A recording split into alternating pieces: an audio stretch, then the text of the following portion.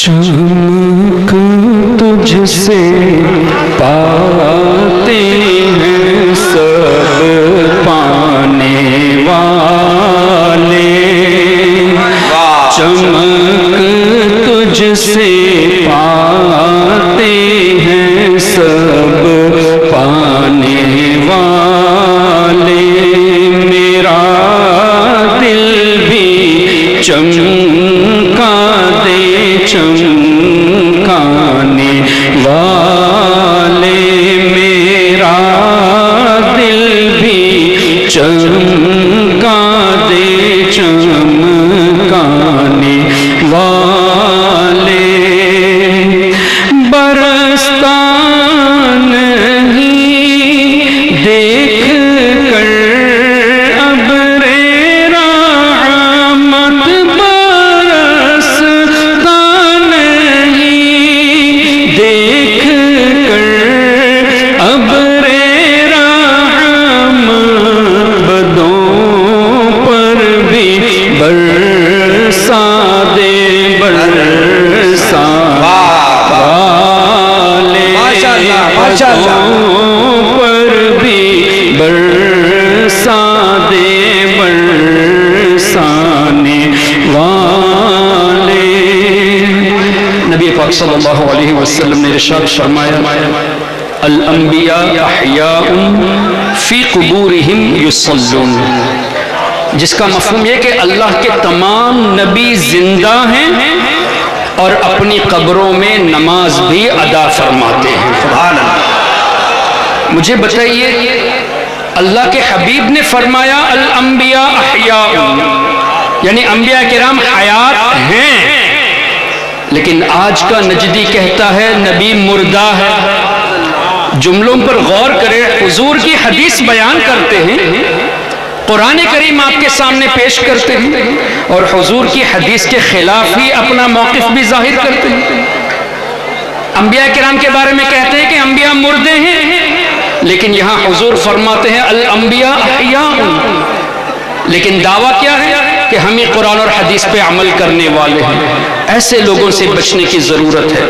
تو اعلیٰ حضرت امام اہل سنت نے اس طرح کے احادیثوں کو رکھ کر ہی یوں فرمایا، تو زندہ ہے واللہ، تو زندہ ہے واللہ، تو زندہ ہے واللہ، تو زندہ ہے واللہ، میرے چشمے عالم سے چھپا جانے والے، میرے چشمے عالم سے چھپ جانے والے۔ پھر مزید نبی پاک صلی اللہ علیہ وسلم نے ارشاد فرمایا، اور یہ حدیث پاک بخاری شریف میں صرف آپ کو 5 یا 6 جگہوں پہ ملے گی، واللہ یعطی انما انا قاسم، جس کا مفہوم یہ کہ اللہ دیتا ہے اور میں ہی بانٹنے والا ہوں۔ لیکن نجدیوں کا ترجمہ کیا ہے؟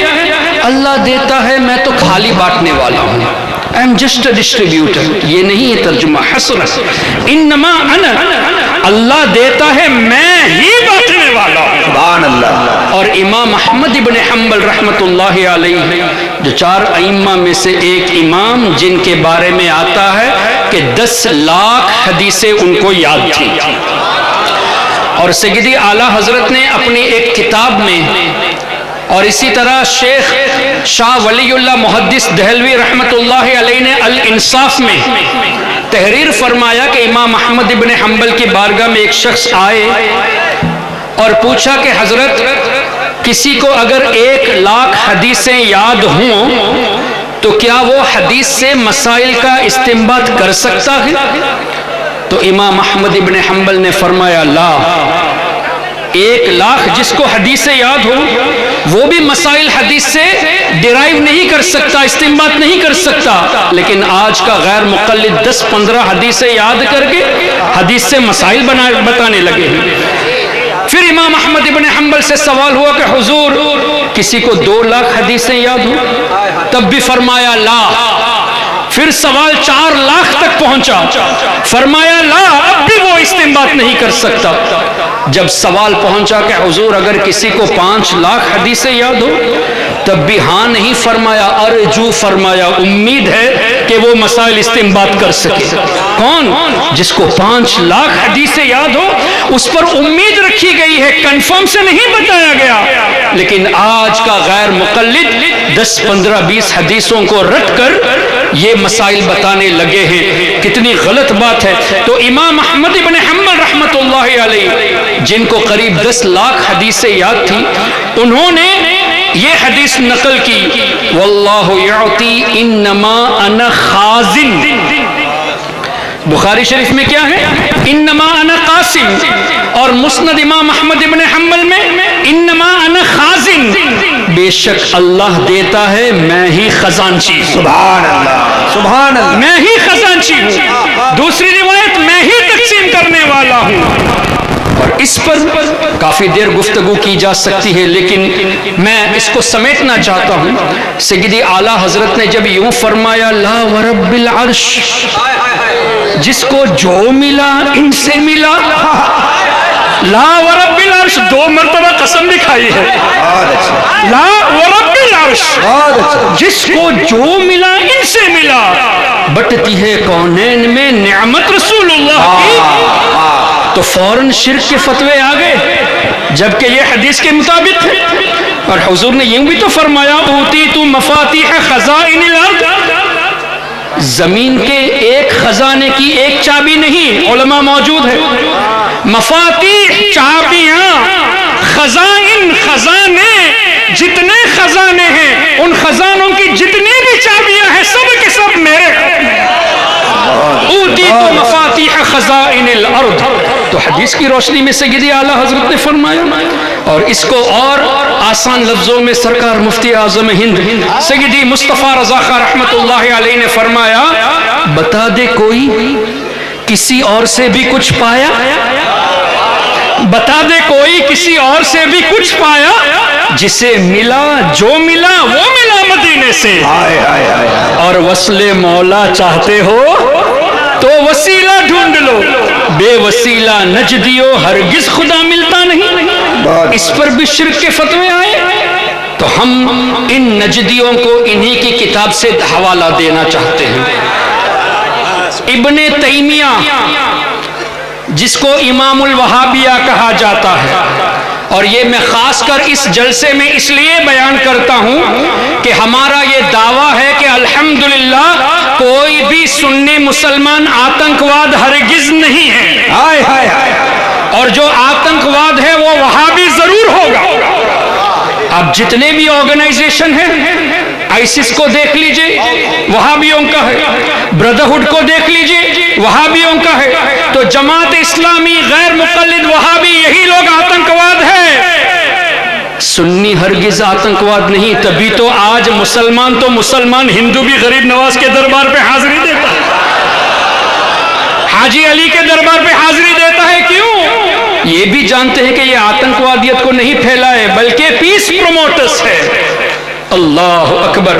تو ابن تیمیہ کا شاگرد ابن قیم الجوزیہ، اس کی ایک کتاب ہے زاد المعاد.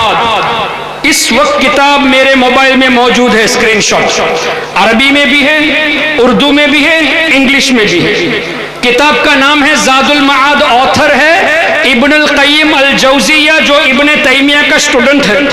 زاد المعاد میں فضائل جمعہ پر ایک باب ہے، اس میں درود پاک کا ایک چیپٹر ہے، اور اسی چیپٹر میں لکھتا ہے کہ اللہ تعالی نبی پاک صلی اللہ علیہ وسلم کے کسی بھی امتی کو دنیا میں اور آخرت میں، صرف دنیا کا تذکرہ نہیں، دنیا میں اور آخرت میں جو کچھ بھی اللہ دیتا ہے حضور کے ہاتھوں سے عطا فرماتا ہے. سبحان اللہ، سبحان اللہ. اے وہابیو، تمہارے امام کی کتاب ہے. ابن القیم جوزیہ تمہارا امام ہے، اعلیٰ حضرت کی نہیں مانتے کم سے کم اپنے امام کی بات مان لو اور تسلیم کر لو کہ اعلیٰ حضرت نے جو کہا وہ صحیح کہا ہے، اس لیے کہ حدیث کی روشنی میں فرمایا ہے۔ اب ابن قیم جوزیہ نے کیا کہا؟ دنیا میں اور آخرت میں، اسی کو تو کونین کہا گیا ہے۔ اب دیکھیے اعلیٰ حضرت نے کیا فرمایا، لا ورب العرش، جس کو جو ملا ان سے ملا، بٹتی ہے کہاں؟ کونین میں، دنیا میں اور آخرت میں بٹتی ہے، کونین میں نعمت رسول اللہ کی۔ اللہ اکبر۔ تو کیا پتا چلا، ہم جو کچھ بھی پاتے ہیں، کھاتے ہیں، پیتے ہیں، صحت، تندرستی، بلکہ ایمان، یہ سب حضور ہی کا صدقہ ہے۔ تو سب کو یہ ملا حضور کا صدقہ، اور الحمدللہ سنی مسلمان حضور کا کھا کر حضور کا گیت بھی تو گاتے ہیں، اور تم لوگ ہیں نجدیوں کھاتے حضور کا ہی، لیکن حضور صلی اللہ علیہ وسلم کے غلاموں سے اس معاملے میں جھگڑتے ہو۔ تبھی تو اعلیٰ حضرت نے فرمایا، تیرا کھائے تیرے غلاموں سے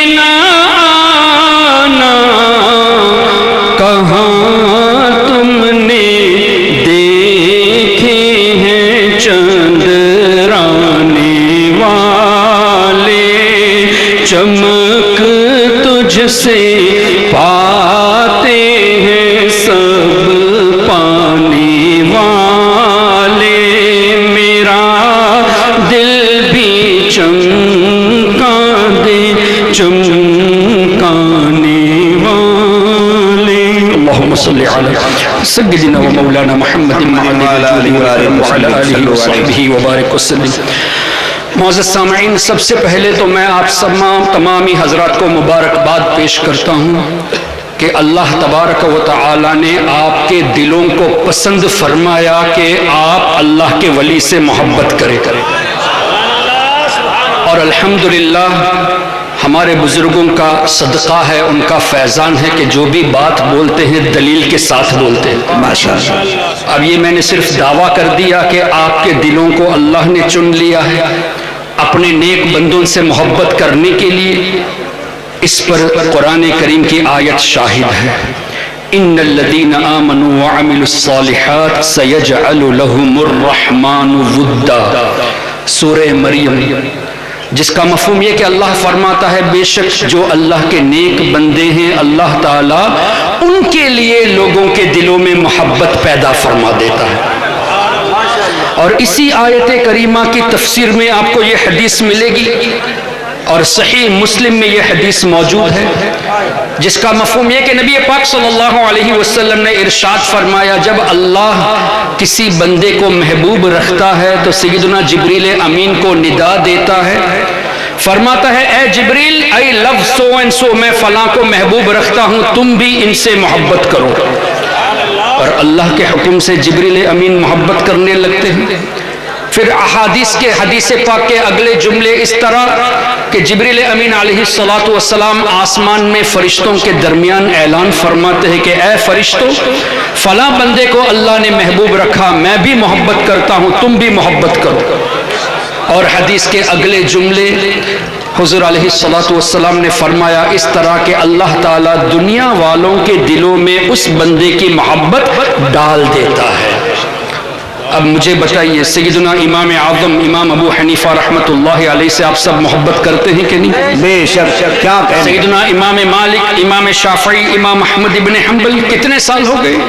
امام اعظم کو قریب 1300 سال ہو گئے، امام مالک کو قریب 1250 سال، امام شافعی کو قریب 1200 سال، اسی طرح امام احمد ابن حنبل کو، اور سیدنا سرکار پیر پیرا میر میرا شاہ جیلا سیدنا سرکار غوث اعظم شیخ عبد القادر جیلانی رضی اللہ عنہ کو قریب 900 سال، خواجہ غریب نواز کو 811 سال. کیا پتا چلا؟ سینکڑوں سال گزر چکے، آج بھی 11ویں اور چھٹی کرنے والے موجود ہیں. آج بھی ائمہ کرام کی تقلید کرنے والے موجود ہیں. مطلب کروڑوں کے دلوں میں ان بزرگوں کی محبت ہے. تب قرآن اور حدیث کی روشنی میں اللہ دنیا والوں کے دلوں میں ان کی محبت ڈال دیتا ہے.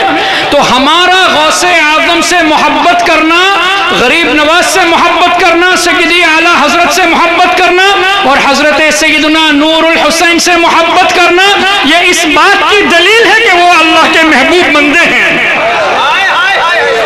قرآن اور حدیث کی روشنی میں. تب مجھے بتائیے، جب اللہ تعالیٰ نے ہمارے دل میں محبت ڈال دی ہے تو ہم خوش نصیب ہوئے کہ نہیں؟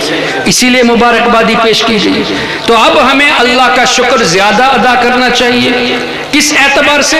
کہ اے اللہ تیرا شکر ہے کہ جن سے تو محبت فرماتا ہے ان کی محبت ہمارے دلوں میں تو نے ڈال دی ہے. اور جو وہابی، دیوبندی، نجدی ہمیں اولیاء سے دور کرتے ہیں ان کو فکر کرنی چاہیے. کیوں؟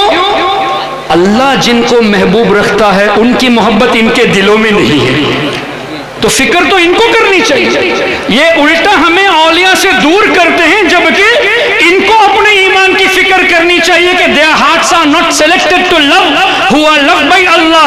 اللہ نے ہمارے دلوں کو سلیکٹ فرما لیا ہے کہ ہم ان سے محبت کرتے ہیں جن سے اللہ محبت فرماتا ہے. تو اولیاء سے دور کرنا یہ وہابیوں کا طریقہ ہے. مطلب آپ کو اللہ کی رحمت سے دور کرنے کی کوشش کر رہے ہیں.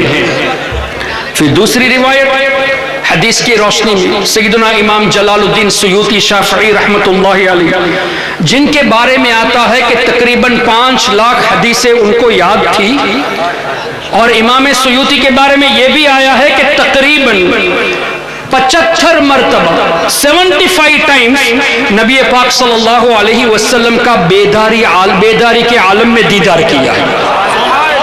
امام جلال الدین سیوطی جن کو اعلیٰ حضرت نے خاتم الحفاظ اور بڑے بڑے القاب سے یاد فرمایا، تقریباً 75 مرتبہ حضور علیہ السلام کا بیداری کے عالم میں دیدار فرمایا. ان کی کتاب الجامع الصغیر میں یہ حدیث موجود ہے، ذکر الانبیاء عبادہ، اللہ کے نبیوں کا ذکر کرنا یہ بھی عبادت ہے، کار ثواب ہے. اب کیا پتہ چلا؟ قرآن کی روشنی میں وَذْكُرْ فِي الْكِتَابِ مُوسَىٰ، اللہ نے فرمایا میرے نبی موسیٰ کو یاد کرو. تو نبیوں کو یاد کرنا یہ اللہ کے حکم سے ہوا. جب اللہ کے حکم پر عمل کیا جائے تو ثواب ملے گا، یعنی کار ثواب عبادت ہوا. وَذْكُرْ فِي الْكِتَابِ اسماعیل، اللہ نے فرمایا میرے نبی اسماعیل کو یاد کرو. وَذْكُرْ فِي الْكِتَابِ ابراہیم علیہ السلام کو یاد کرو. کیا پتہ چلا؟ نبیوں کو یاد کرنا یہ عبادت ہے. محترم، جب انبیاء کرام کو یاد کرنے کا حکم قرآن کریم میں اور ان کی یاد سے ہمیں ثواب ملتا ہے، تو امام الانبیاء نبی پاک صلی اللہ علیہ وسلم کا تذکرہ کرنا یہ کتنی بڑی عبادت. کیا کہنے، نعرہ تکبیر، نعرہ رسالت، فیضان بخاری، علماء اہل سنت، عرس مبارک. اب اسی حدیث کے اگلے جملے، ذکر الانبیاء عبادہ وذکر الصالحین کفارہ، او کما قال علیہ الصلوۃ. اللہ کے نیک بندوں کی یاد منانا، ان کا ذکر کرنا یہ گناہوں کا کفارہ ہے، کمپنسیشن فار دا سنس. ذکر الصالحین کفارہ. مجھے بتائیے گناہ کا کفارہ کب بنے گا؟ رحمت ہوگی تبھی نا. تو آج کی اس گیدرنگ میں ہم اللہ کے نیک بندوں کو یاد کرتے ہیں. اس کا مطلب اللہ نے ہمارے دلوں میں ایک تو ان کی محبت ڈال دی، یہ اللہ کا کرم، اور دوسرا یہ کہ ان کے ذکر کے صدقے میں اللہ ہمارے گناہوں کو بھی معاف فرماتا ہے، اور اللہ اپنی رحمتوں کا نزول ہم پر فرماتا ہے. تو اولیاء کرام کی مجلس سے دور کرنا ان وہابیوں کا جو کام ہے، یہ رحمت کے ذریعے سے ہمیں دور کرتے ہیں. رحمت سے دور کرنے کی کوشش، جو بات گناہوں کا کفارہ بن جاتی ہے اس سے دور کرنے کی کوشش کرتے ہیں. تو کیا پتہ چلا؟